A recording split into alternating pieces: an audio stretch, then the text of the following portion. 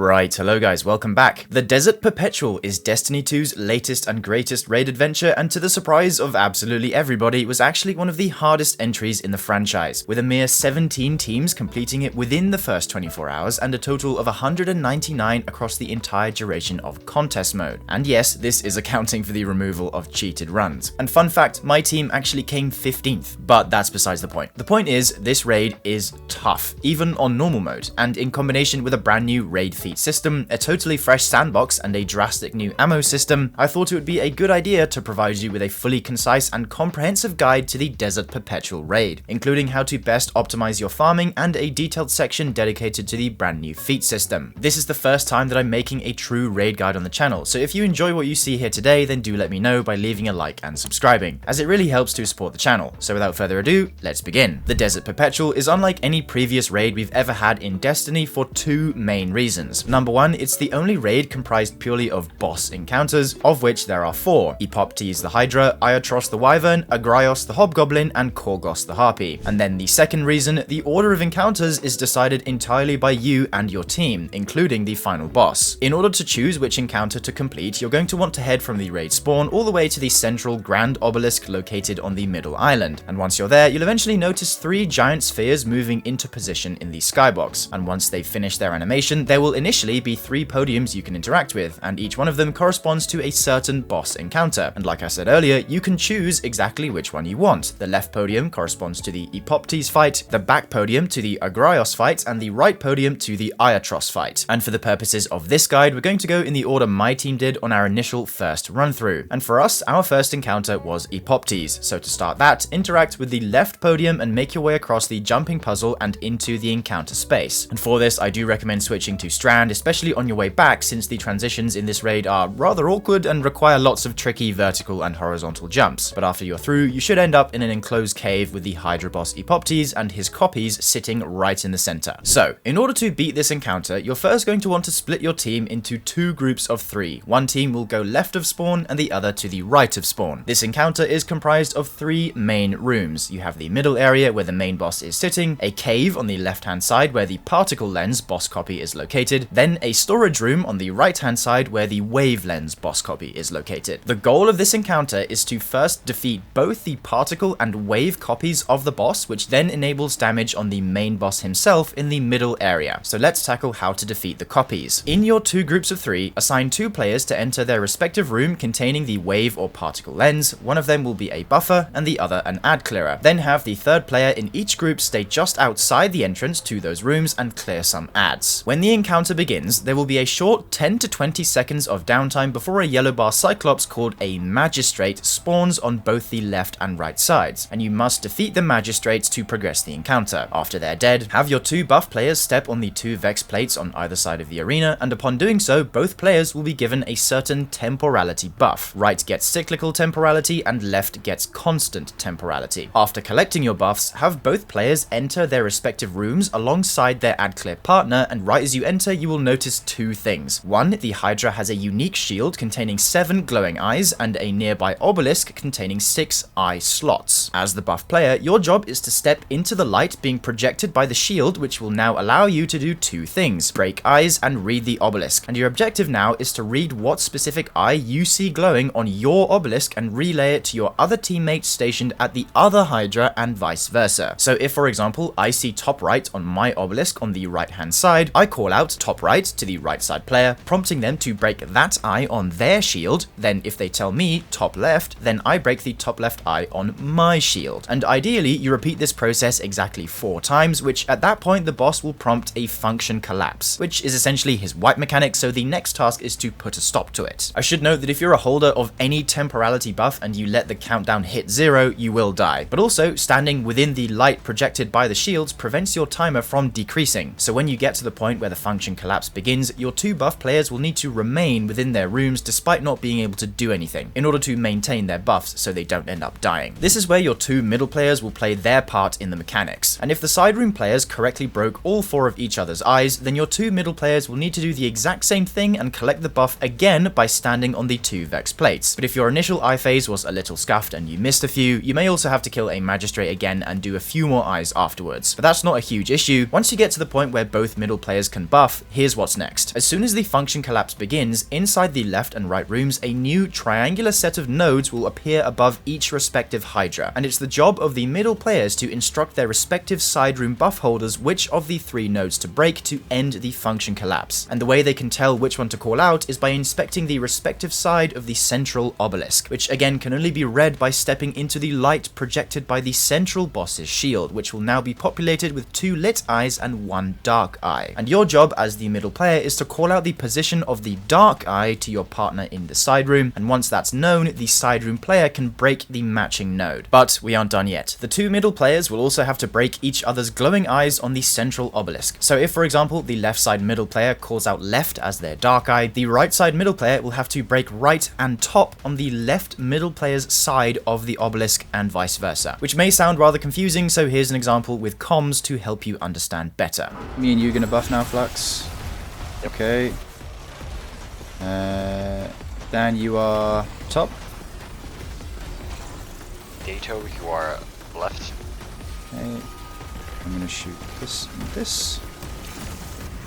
Nice, good job. After you prevent the function collapse by successfully breaking the triangle nodes and central eyes, the 2 original buff players will have their buffs removed and will need to rebuff on the plates again to finish off their Hydras. So go back to the middle, rebuff and re-enter your rooms. From here, continue to call out which eye you see on your obelisk to each other, and when you get to the 6th outer eye, there's no need for a call out and you can simply break it straight away, followed by the central glowing eye. And after doing so, the Hydra should explode and your job in the side room is done. After that, there's one more step before you can damage the boss, and that is to have your left and right buff players step into the light of the boss's shield and break the central eye one more time, and if done on both sides of the shield, the boss will enter DPS very shortly after. So let's tackle that next. The DPS phase for this boss is very long, and as such, the best weapon for the job is Outbreak Perfected. My team tested with 1 tractor cannon and 5 outbreaks and found that a 2 phase was incredibly comfortable and required barely any thinking. So make sure you have at least 2 wells, then as many damage supers as you can get, since both of the well players can chain them with the sheer amount of super energy that Outbreak generates. And yeah, try to have at least over 100 super stat for your damage loadout. However, there are also mechanics that need to be done during DPS so that the phase may continue and not cancel early. And the way this is going to work is that as soon as the phase begins, 2 players will be chosen at random by the boss who will need to enter the close and far light projections on the newly regenerated shields and follow them along as they rotate. Because if they don't, the boss remains immune. And the way to tell which side is yours is by the glowing eye in the center. If it's glowing, it's yours. If not, you're the other one. And from personal experience, doing a call out like Llama Far or Llama Close usually helps to clarify. And while these 2 players are doing their rotation job, the other 4 can still damage, so don't worry about that. But there will also come a point where the 2 rotating players will be faced with a fresh set of eyes that spawn on the shield, all of which must be broken in order to extend the length of the damage phase. Upon successful eye breaks from both sides, damage will resume for around 10 seconds before another pair of players is chosen, and it cannot be any of the players that were already chosen in a previous round, meaning everyone will have to do it eventually. Even if you fail an eye phase, the damage doesn't end, but instead immediately moves on to the next set of players. So it's always 3 eye phases regardless, it's just up to you to successfully finish them. After damage is over, there's around 30 seconds of downtime before the lens hydras respawn in the side rooms, and at that point you simply need to repeat the entire process. After completing the encounter, you're going to need to make your way back through the initial transition and head straight back to the central tower and choose your encounter once again. But please note that you actually need to kill a certain number of enemies, or just a specific one, I'm not sure, but for this transition specifically, I believe it's the final Cyclops on one of the penultimate platforms, plus the Hydra that spawns afterwards. Just make sure to kill as many yellow bars as you need to until the objective updates. And then for the next one, we're doing Iatros the Wyvern, which can be started by activating the right-hand podium. And again, there's a similar length transition to actually reach the encounter, but once you're there, get ready to learn what is most likely the easiest of all 4 encounters. The first thing you'll notice is that the Iatros arena is split into essentially 5 separate subsections: left, middle, bottom, or hell as we call it, spawn, and right side. And specifically next to left, right, and hell are going to be 3 Vex columns that are each separated by a shootable box that will become important later. But what we do need to establish now is whose column is whose. So the easiest way to do this is to have 1 player stationed on left side to cover the left boxes, 1 player stationed in spawn to cover the hell boxes, then 1 player stationed on right to cover the right boxes. After that, assign 2 players as add clear/roam, then the last player will need to be what I'm going to call your climber. So First things first, when the encounter begins, a collection of 6 Minotaurs will spawn in the middle section, and upon defeat will drop a new type of collectible called a Chronon. And nearby, you probably noticed it before you even started the encounter, is an hourglass with a ring above it. And the objective here is to physically run through the ring while holding a Chronon to fill the hourglass underneath it. And the hourglass itself requires 6 Chronons to fully fill, so all 6 players, regardless of their role, will all need to initially collect 1 Chronon each, because you can't hold more than 1, and run it through the ring to fill the hourglass. After the hourglass is filled, a Vex Diamond will spawn underneath the hourglass, and breaking it will start the next phase of the encounter. This next phase is what I'm referring to as the Diastole phase, and can be somewhat tricky, but here's the general idea. When the diamond is broken and the Diastole phase begins, 2 things will happen. 1, a new buff will appear on the top of your screen called Diastole that contains 4 charges and fills up 1 charge every second, where at 4 charges, if you're touching the ground, will boop you upwards, which will continually repeat for the entire Diastole phase. Second, a Vex plate, just like the ones from Epoptes, will light up somewhere on the map. The possible locations are Spawn, Middle, and Hell, and this is where you send your climber, because their job is going to be climbing a set of platforms that the box players will have to make for them. So how do they do that? Each of the 3 assigned box players will have to break the boxes in their columns from bottom to top simultaneously only when the Diastole meter is at exactly 4 charges. Any lower won't work, and the timing is actually pretty strict. So what worked best for my team was timing it so we all shot our boxes the instant the 4th box got filled on our Diastole meter. And if done correctly, you will hear a success audio cue and a set of 3 platforms will spawn for the climbing player. Here's what it looks like.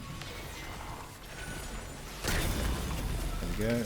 Now, back to them. Upon collecting the buff from the plate, they will have to climb the 3 platforms, and on top of the 3rd will be a holographic box that you need to interact with in order to allow the next set of platforms to be spawned in by your box players. And while doing so, the climbing player will be attacked by repeatedly spawning imp swarms that actually deal a ton of damage if left unchecked. So I highly recommend your climbing player to bring things like the brand new Rocket Pulse, Rocket Sidearms, or certain abilities that grant invisibility like smoke bombs or towering barricades to completely negate the imps from shooting you. Because of course, in evil Bungie fashion, the interact prompt resets if you're being shot at. So either kill the imps quickly or ignore them entirely with appropriate abilities. Once the holographic box is collected, it should be the platform player's responsibility to call to the box players that they are ready to go to the next level. So now the box players will instead shoot the middle level of boxes to spawn the following platforms for the climbing player. But beware, the previous set of platforms will disappear, so you need to be quick on your feet. And again, repeat the process of collecting the hologram, calling out that you're good, then the box players shoot the final upper level of boxes. A key thing to note about the boxes is that if you fail a synchronized break, you can go to the next and try again, but each time you fail, a certain amount of chronons will dissipate from the hourglass, and if the hourglass becomes empty, the wipe mechanic will initiate, and the only way to stop it is to deposit more chronons into the hourglass. And the way to do that is to look out for more Minotaur spawns during the encounter and defeat them as soon as possible, and hold onto the chronons they drop in case your box breaking fails. Back to the platforms. After the 3rd hologram is collected, damage will begin shortly after, and the boss himself will teleport to the Vex plate that started the platform chain. So even if Iatros is off somewhere random, if the platforms began from mid, he will teleport to mid and start damage from there. So in terms of what's good for damage, in my opinion, the best strategy is to place welds on top of the boss and just stuff him with either Lord of Wolves or Legend of Agraios, especially in the case of Agraios because it's one of the featured exotics this season, so by default it's dealing 10% more damage. So combine that with enough damage supers and the 2 phase is all but guaranteed. The last note on damage is that depending on how clean your Diastole phase was, you may or may not encounter more triggers of the wipe mechanic during damage. So it's crucial that your 2 roaming players, or anyone who can really, is able to collect and hold additional chronons from the Minotaurs that spawn during the pre-phase. And usually calling their location out helped my team out a ton for this. After damage is over, 6 more Minotaurs will spawn in middle just like at the start, and the process repeats again. And after successfully killing the boss, you will once again need to make your way back to the middle island, making sure to defeat the horde of wyverns that meet you along the way and choose your 3rd encounter, which for us is the back podium leading to Agraios the Hobgoblin. As soon as the encounter begins, you'll notice that the boss splits into various copies of himself that are perched on high up platforms scattered throughout the arena, and your first objective should be to split your team into the rough 4 corners of the map. And by that I mean have at least 1 player covering bottom left, bottom right, and then a few covering the top side. And after that, assign 3 players to be your buff holders. Begin by clearing ads, and eventually a boss boss level Hydra will spawn, and killing it will allow Minotaurs to begin spawning in all corners of the map, and much like the Iatros encounter that came before, each of these Minotaurs will drop a Cobalt Chronon. Now, in terms of what to do with these Chronons, you probably noticed that in the center of the arena are 5 giant Tesla coil rings that are currently inactive, and the objective initially is to run through each of these rings with a Chronon to power them on. And just for future reference, a good way to label these rings is by using numbers 1 to 5 starting from bottom left going clockwise. So when looking at them all, this is what each ring would be numbered as. Once all 5 rings have been activated, now is a good time to have your 3 buff players step on the 3 bronze plates in middle, just like the previous 2 encounters, to once again gain a certain temporality buff, which will come to be useful momentarily, but shortly thereafter, one of the boss copies will begin a special laser attack that targets multiple players at a time, and if the attack reaches 0 on your screen, you will instantly die. So make sure to constantly be dipping in and out of cover when this attack is active to reset the timer. Now, this is where the buff player comes in, because the copy of the boss that's firing at you will have a certain name that matches one of the temporality buffs. In this example, the boss that's glowing is Agraios Made Absolute, which corresponds to the absolute temporality player. And after this information is gathered, it's now this player's job to do 2 things. One is to take another look at the central rings, because one of them will now be glowing red, which once identified must be called out to the team. And in this case, it was 5, so after I type that in chat, the second objective is to run underneath the boss that's glowing and activate the pylon underneath him. By this point, another Hydra will have spawned and should be defeated to once again allow more Chronon Minotaurs to begin spawning. And it's the job of the non-temporality players to once again start collecting Chronons and deposit them in the rings, except the one that was called out by the buff players. If 5 was called out as the red ring, rings 1, 2, 3, and 4 will all need an additional Chronon to be deposited within them to stabilize them. And the buff players cannot do this because stepping through an unstable ring with a temporality buff will result in death. After your 3 non-buff players have stabilized the remaining 4 rings, all of them should stop glowing red and go back to blue. And it's now the job of the player who interacted with the pylon and had the matching temporality to begin what's called the run sequence. Here's what that means. Right as the rings become stabilized, each player should receive a new buff on the left of their screen called Alignment Stabilized that has 5 empty charges. And the goal here is for one player, which in this case is the pylon person, to fill all 5 charges by physically running through all 5 rings after they become stabilized. And upon doing so, that player will have their grenade ability converted into a new Vex Detain function that will be needed in order to activate the damage phase. So, to activate damage, the player doing the run sequence will need to call out when they're about to enter their 4th ring, which is the cue for the rest of the team to move to the DPS spot, which for my team we prefer the middle section right beside rings 4 and 5, and then whoever has the lowest cooldown timer on the white mechanic will need to loudly call it out, and at around 3 or 2 seconds the running player will need to pop their grenade ability and shield the team from the actual attack. And if timed properly, the copy that was shooting you will die and damage will begin in about 20 seconds. And in this downtime, it's a good idea to kill any active Hydras or nearby adds to have a clear field for the damage phase. And eventually the boss will teleport down and damage will begin. And again, I strongly recommend using Outbreak Perfected alongside strong damage supers like Celestial Nighthawk or Thundercrash. But of course, since this raid is overly complicated, there are more mechanics to do during damage. After about 10 seconds of damage, the Alignment Stabilized buff will once again reappear on everyone's screens, and the players who did the running sequence before will need to do it again, preferably as soon as the buff shows up, because after a little bit, the boss will teleport back to one of the high platforms and begin his laser attack once more. So again, run through the rings, activate grenade when someone's timer hits 2 seconds, and you'll need to do the run sequence just one more time after this for a full length phase. After that, the encounter goes back to the beginning, so simply repeat the process until the boss is dead. On your way back from Agraios, there will be 3 boss level Minotaurs waiting for you, so simply dispatch them and then make your way back to the central tower, because next is the final boss of the raid, Koregos the Worldline. To sum it up, this encounter is like a perfect amalgamation of the mechanics from all of the previous ones, at least for the most part. It involves lots of players having to talk to each other and of course mechanics during the damage phase, so let's take things one step at a time. Before the encounter begins, split your team so you have 2 players on left, 1 player in middle and 2 players on right, with the 6th person just being a roamer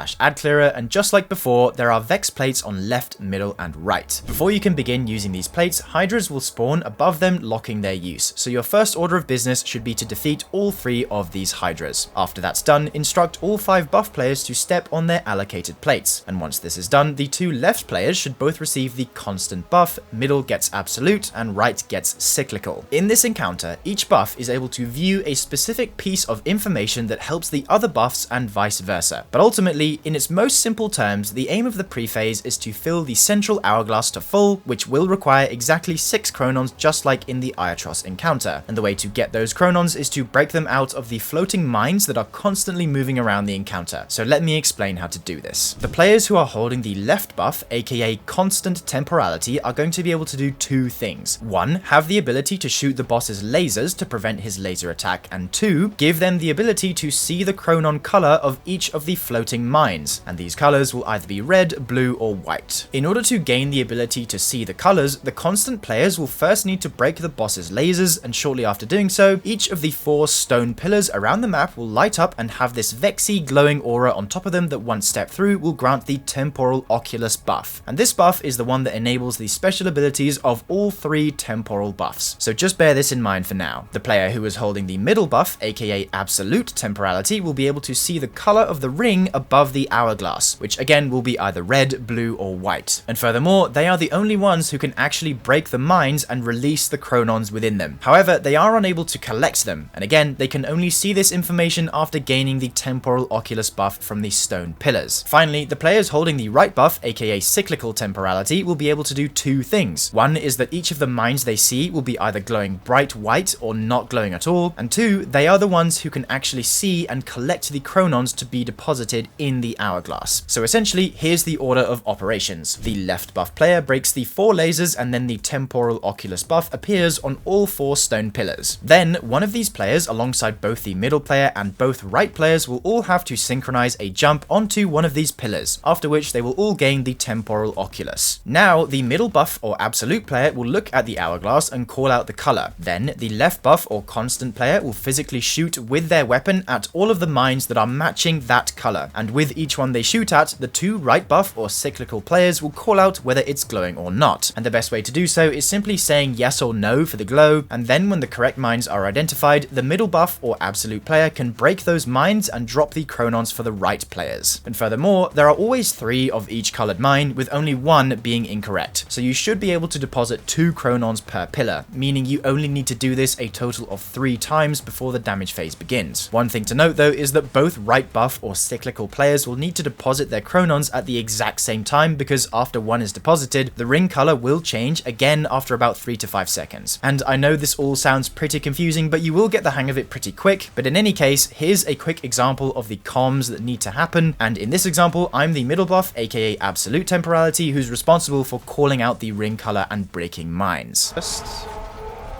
3, 2, 1, up.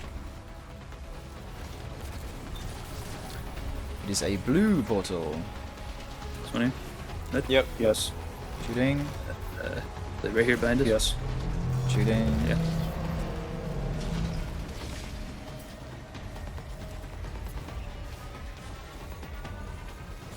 Three, two, one, jump. Yeah, blue top left next. 3, 2, 1. Wait, yeah, 3, 2, 1 up. There's a red portal. Middle. Behind this pillar here. Yep, I shot it, yep.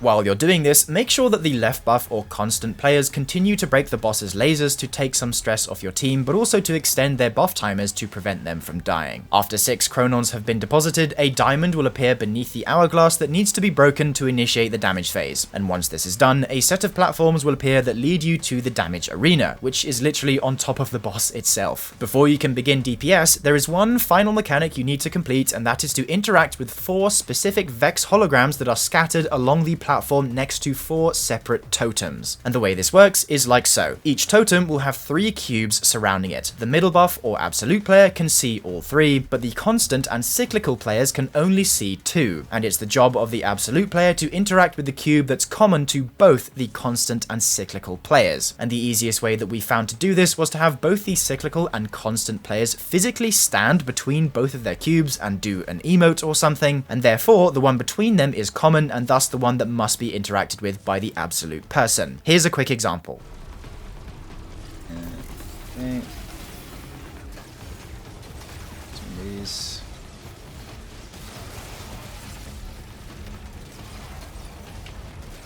And these here.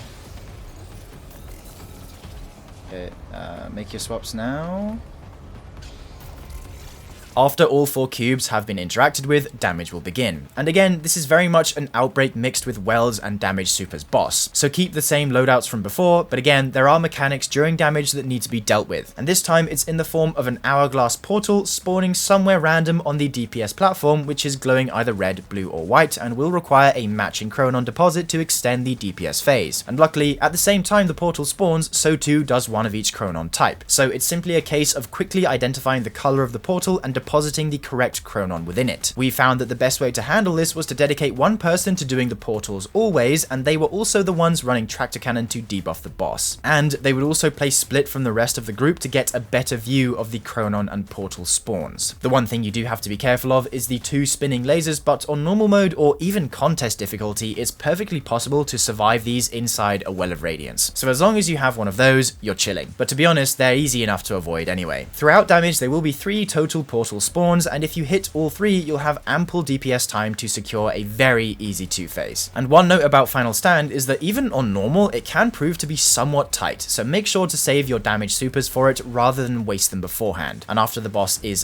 dead, you aren't done yet. When you defeat him, the game gives you the Decoherence Imminent debuff, which if you're still holding by the time the boss finishes his death animation, you will die. So as soon as he's dead, make sure to run off the platform as fast as you can and get to ground level to ensure your debuff disappears. So that's how to beat all 4 boss encounters in the Desert Perpetual Raid. But before I go, I also wanted to explain how the brand new feat system works. When you go to launch the raid, you'll have the option to customize it by adding your choice from 5 separate feats. And your options are things like limited res tokens, enforced mechanical challenges, or contest mode. Yup, you can straight up augment the raid to behave exactly like contest mode and experience the same level of difficulty that all teams did in the initial 48 hours, minus the banned weapons and disabled seasonal bonuses, of course. Everything is fair game this time round, and as you play the raid more and more times with feats active, you'll start to earn more feat slots, which will allow you to slot more than just 1 feat that goes all the way up to 5 total feats. And there is a triumph for doing a run with all 5 active, which does include contest mode, but it's not for the faint of heart, I'll tell you that. Doing the raid multiple times with feats active will progress the combined mastery triumph that permanently increases the gear tier of all rewards earned by 1. And to increase the gear tier even further, adding more feats to a run will increase your chance of getting higher tiered loot. From the 2 5-feat encounters my team and I ran, I got 2 pieces of tier 4 loot, which isn't that bad. However, this makes me think that tier 5 raid gear won't be accessible until the epic raid releases in September. However, doing the raid with feats enabled does drastically improve the type of loot you receive as well. On a 4-feat run we did, I was receiving enhancement prisms, ascendant shards, and for each feat you have active, an additional 5 spoils of conquest will drop from each encounter completion, meaning that if you have all 5 active, yes, each encounter will reward its normal loot plus 25 spoils, which I'm not saying is the way to go for farming, but with either 3 or 4 feats active, spoil farming should be very easy and efficient. Furthermore, after you beat the raid once, the central obelisk will give you a new option to skip the first 3 bosses and go straight to the final boss, done by interacting with the forward-facing platform. So if you're looking to farm raid gear or spoils, this is probably the best way to go about it. Anyway, that about does it for today's guide. I hope that I was able to explain things well for you, since this raid can be a bit confusing at times. And in general, I hope you enjoyed the video. I've never done a raid guide before, and this is me kind of testing the waters to see if people vibe with the way I'd present one. So if you liked the way I've done things here today, then please let me know down in the comments if you liked what you saw. It would really help for future releases. In any case, thank you for watching, good luck with the raid, and I'll see you in the next one. Bye for now, dear viewer.